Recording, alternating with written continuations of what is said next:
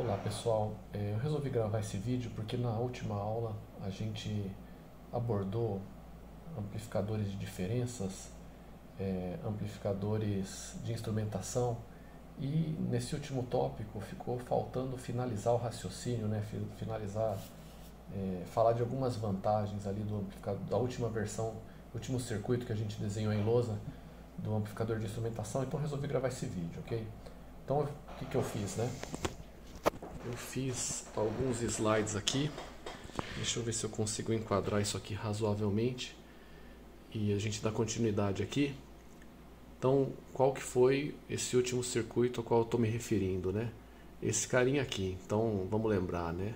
Esse cara tem dois estágios, não? O primeiro estágio que é composto, então essa é a primeira versão, né? Depois a gente trata da segunda versão, mas o primeiro estágio ele é basicamente um amplificador na configuração não inversora aqui em cima e outro idêntico, só que espelhado, né? Veja que os dois estão conectados ao mesmo ponto de terra aqui, e esse outro amplificador A2 aqui também é um amplificador na configuração não inversora, né? Apresenta impedância de entrada muito alta, né? A razão para esses caras estarem sendo colocados aqui.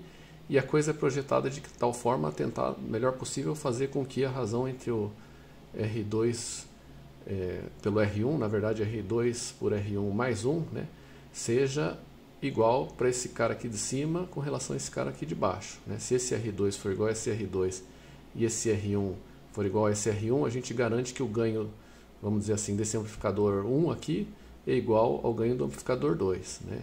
Se a gente chamar o ganho de A1 e A2, então garantiríamos que o A1 e o A2 seriam iguais nesse caso, né? Mas a ideia geral é, né, você tem um primeiro estágio de amplificação, onde você vai pegar, então, portanto, né, a tensão VI1 e amplificar e gerar a tensão VO1 aqui em cima, né? E aqui embaixo você vai pegar o VI2 e amplificar e gerar o VO2.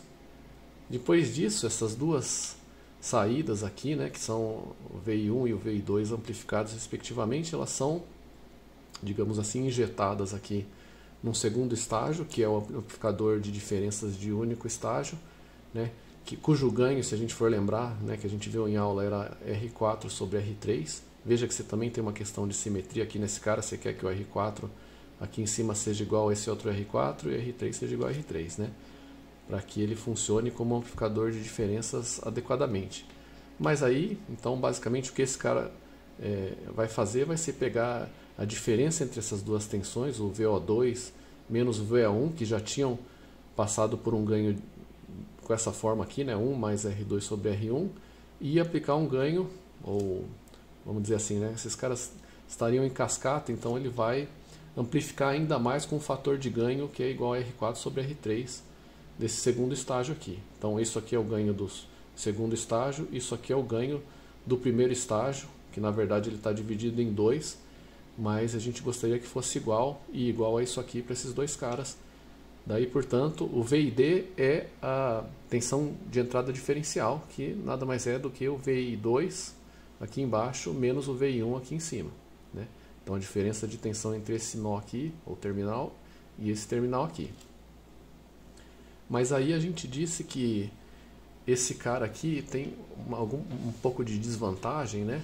Ou pelo menos uma desvantagem desse carinha aqui, tem justamente a ver com o fato de você estar dividindo aqui a entrada em dois amplificadores que amplificam, dois amplificadores de terminação única, né? O single-ended, que amplificam cada entrada individualmente, né? Então, imagina que você tem esse R2 aqui diferente desse R2 aqui embaixo. O que vai acontecer, né? O amplificador de cima vai ter um ganho e o de baixo vai ter outro, porque o ganho é 1 mais R2 sobre R1, mas se o R2 for diferente, você vai ter 1 a 1 aqui, diferente do A2 aqui embaixo. E qual que é o problema que isso pode gerar, né?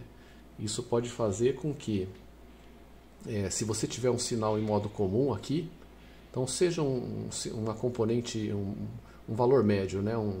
Um offset DC aqui, um componente DC aqui no sinal que é comum aqui para a parte de cima ou a parte de baixo, ou seja, interferência ou ruído, né, de alguma outra fonte que não necessariamente é DC, mas que é uma parte do sinal que é igual, né, comum a esse terminal aqui de cima e aqui de baixo.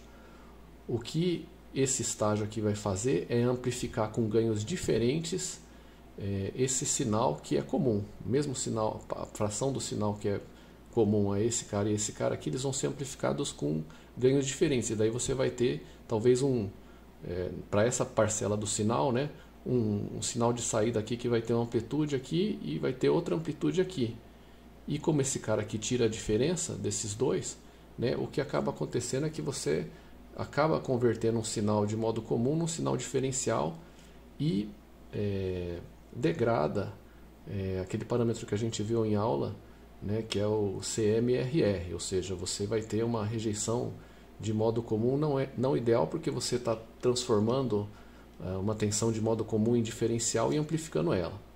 Dá para ver mais ou menos o que eu estou querendo dizer aqui. Então, isso é indesejável, né? A gente quer que o amplificador de instrumentação, de diferenças tal, ele amplifique o sinal diferencial, mas ele rejeite o modo comum. Aqui ele está, por estar convertendo sinal de modo comum em diferencial, ele está amplificando também o modo comum, e daí isso que resulta, né? O CMRR vai ser degradado.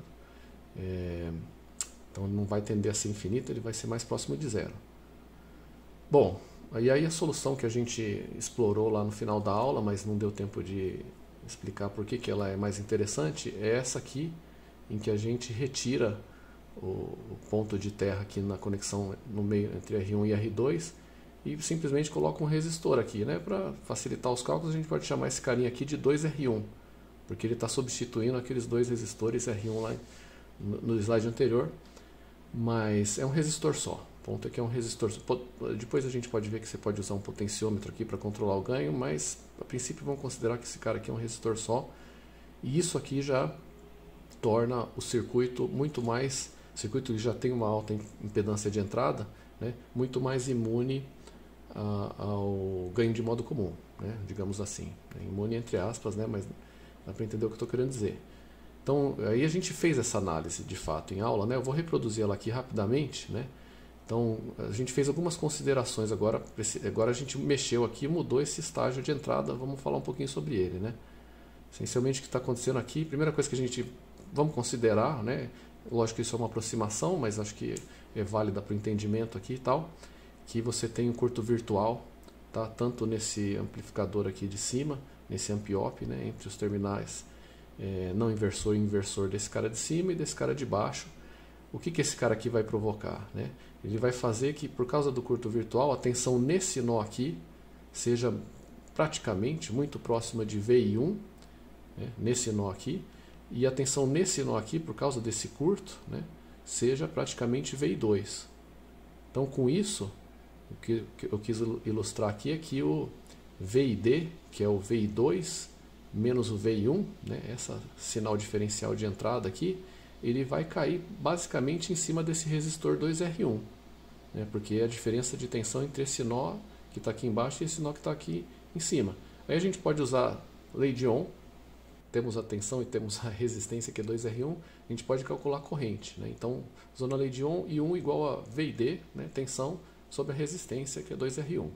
Então, a gente tem essa corrente aqui, que flui por esse resistor aqui, em função do sinal de entrada e da resistência. Bom, próximo passo é a gente constatar que você, por ter uma impedância de entrada infinita aqui, né? A segunda parte aí das aproximações que a gente viu sobre amplificadores operacionais, a corrente que vai estar entrando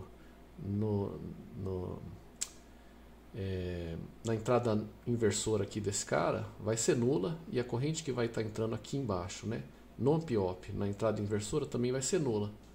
Então isso implica o quê? Basicamente que a corrente que a gente acabou de calcular, que fluiu por esse 2R1 aqui, por esse carinha, quando ele chegar nesse nó aqui, se a gente aplicasse a LKC, né, lei de Kirchhoff das correntes, a gente, e em conjunto com a impedância de entrada infinita, a gente constataria que toda a corrente iria dobrar a esquina aqui e virar à direita, porque você não tem nenhuma corrente aqui. A corrente está sendo impedida de fluir aqui na prática, né? Você vai ter uma corrente muito pequena por causa da impedância de entrada infinita. A mesma coisa vai acontecer aqui embaixo, né? Essa corrente que está vindo aqui, ela tem que vir de algum lugar, e ela vai vir aqui de R2, porque pelo fato de ter impedância de entrada infinita aqui, você não vai ter nenhuma corrente sendo suprida aqui por esse terminal, por exemplo, né? Ou nem entrando nele, que seja, mas isso vai implicar que I1 também vai ser a corrente que vai fluir aqui do nó de saída VO2 aqui, né? Em direção a esse nó aqui, né? A parte de baixo do resistor 2R1. Bom, então, resumindo aqui, né? Por causa da impedância de entrada infinita, o que a gente está querendo dizer aqui é que essa corrente 1 ela vai ter um caminho contínuo que vai vir desde aqui de baixo, né? Vir aqui para a esquerda, dobrar a esquina, subir através desse resistor, virar à direita e vir aqui. Então você tem esse caminho aqui, né, pela qual a corrente vai ficar circunscrita a ele, né? Daí a gente pode usar esse fato e calcular a diferença de potencial na saída, né, entre os nós de saída, né, o nó 2 e o nó 1, ou seja, calcular o VO2 menos o VO1, essa diferença de potencial aqui. O que acaba acontecendo aqui, né? A gente percebe que essa diferença de potencial ela vai ser, pelo que a gente acabou de descrever, você tem um caminho único, né? A queda de potencial nesse cara, mais a queda de potencial nesse cara, mais a queda de potencial nesse cara. Uma forma de enxergar isso aqui, né? Então, se eu estou escrevendo VO2 menos VO1, ele vai resultar nisso aqui. Por quê, né?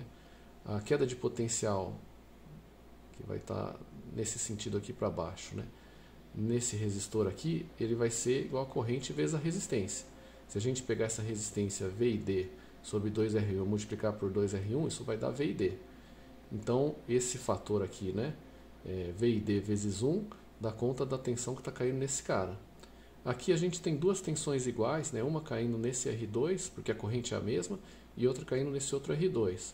Então, a gente basta multiplicar por 2 a tensão que está caindo num deles. E daí, a mesma coisa, lei de Ohm, né, eu vou ter aqui, lembrando que eu vou ter que multiplicar por 2 no final, né, mas se eu pegar o I2, que é V e D sobre 2R1, e multiplicar por R2, e depois multiplicar por 2, eu vou ter V e D vezes 2R2 sobre 2R1. É lógico que eu poderia cancelar esse 2 aqui, mas enfim, resulta nesse termo, V e D vezes 2R2 sobre 2R1. Então temos, portanto, essa tensão diferencial na saída aqui, né? O VO2 menos o VO1, tá? Que é igual a tudo isso que está aqui. Bom, seguindo, né? O próximo passo é simples, porque a gente sabe que o amplificador diferencial de único estágio, que é esse segundo estágio aqui, ele, se estiver bem casado, né, ele vai pegar o que está na entrada, que é o que a gente acabou de calcular, e multiplicar por um ganho, né, que é igual a razão entre R4 e R3. Então o que a gente vai ter na saída é exatamente isso, né, esse termo aqui vezes R4 sobre R3.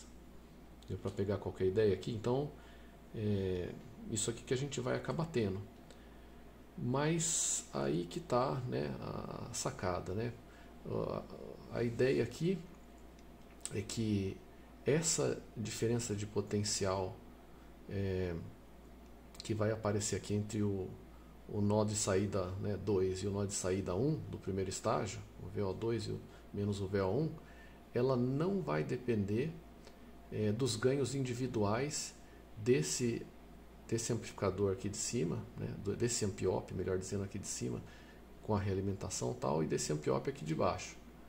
Por que que isso vai acontecer, né? Porque agora a gente vê da própria expressão que o que está acontecendo aqui, pela configuração montada, é que a gente vai enxergar na saída uma tensão.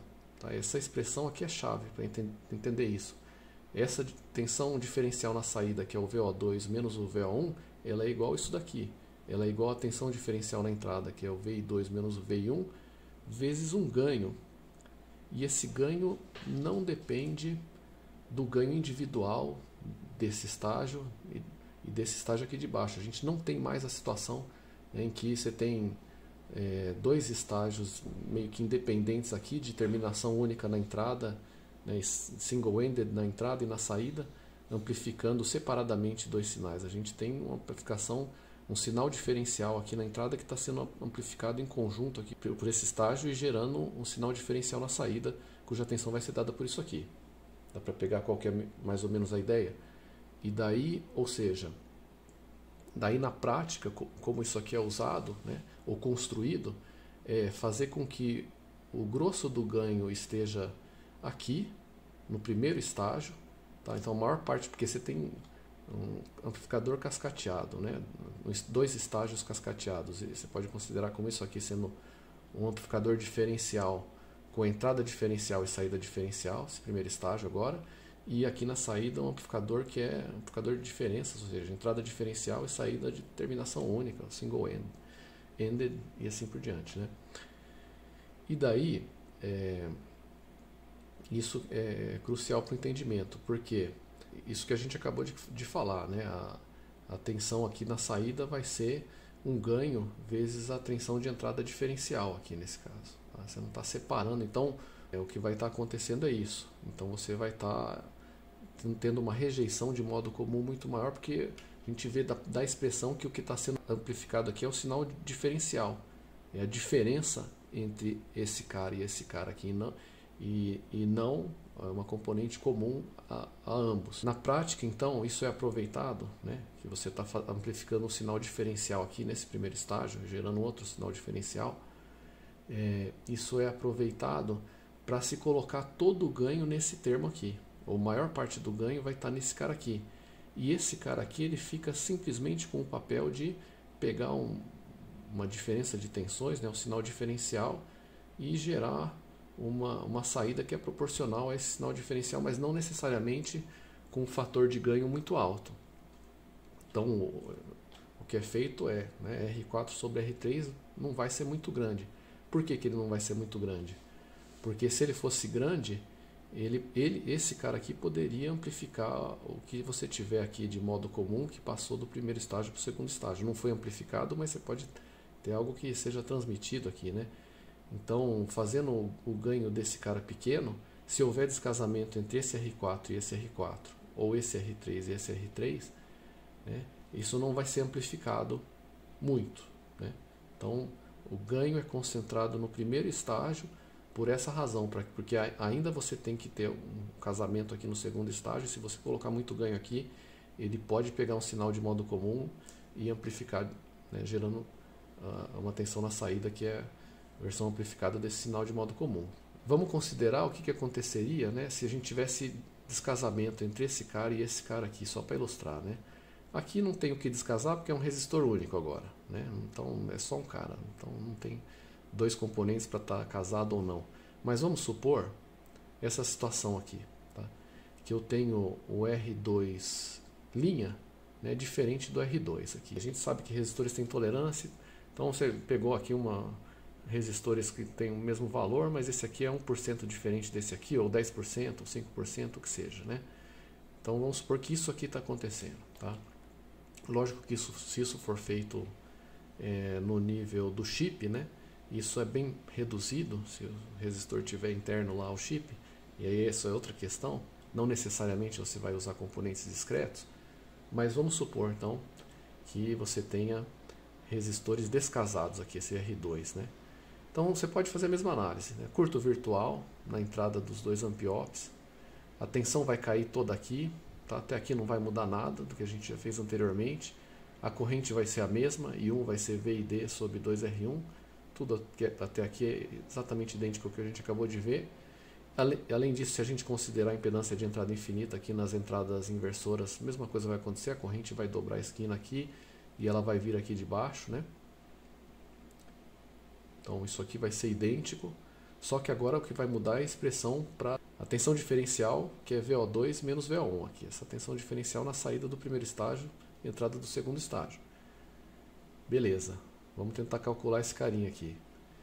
O primeiro termo fica igual, né? Lembra que a gente calculou essa tensão aqui como a soma da tensão que cai nesse cara, né? A tensão que cai nesse cara, que é V e D sobre 2R1 vezes 2R1.